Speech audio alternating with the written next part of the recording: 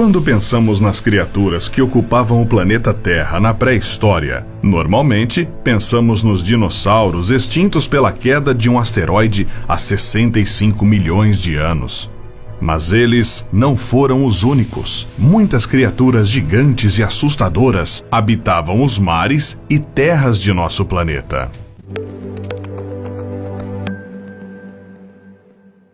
Se você tem medo de cobras, agradeça por estar vivendo em uma época muito diferente do momento em que esses basiliscos da vida real rondavam nosso planeta. As titanoboas eram cobras que podiam alcançar incríveis 12 metros de comprimento e pesavam nada menos que 1 tonelada. Elas viveram um pouco depois da extinção dos dinossauros, mas caso tivessem compartilhado terreno com eles, poderiam derrotar um Tiranossauro Rex. A titanoboa era capaz de comer qualquer animal que chamasse sua atenção. Ao contrário do basilisco que assombrava o castelo de Hogwarts, essa mega serpente não usava presas venenosas nem um olhar letal para matar sua presa. Em vez disso, seu ataque mortal é semelhante à anaconda ou jiboia atuais.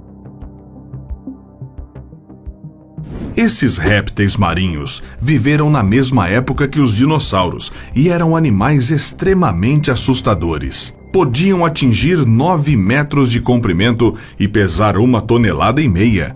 Qualquer crocodilo moderno teria medo dessa criatura. Também chamado de crocodilo imperador, esses animais não eram exatamente crocodilos, e sim uma espécie de parente distante dos animais que conhecemos hoje em dia. Eles podiam alcançar 12 metros de comprimento e pesavam até 8 toneladas. Vivia onde atualmente é o deserto do Saara. Na época, a região era uma selva pantanosa, habitada também por dinossauros. Os cientistas supõem que essa criatura conseguia exercer uma força de 4 toneladas com uma única mordida.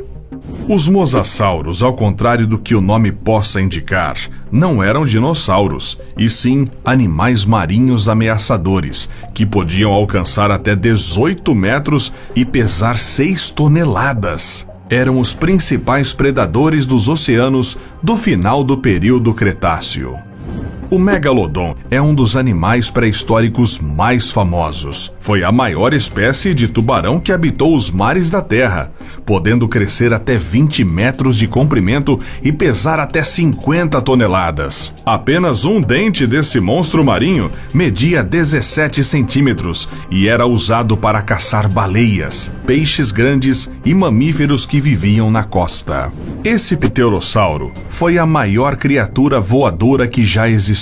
Medindo até 15 metros de envergadura e pesando até 100 quilos, seu pescoço era extremamente longo e seus dentes afiados pegavam peixes em rios e carne de animais mortos como dinossauros.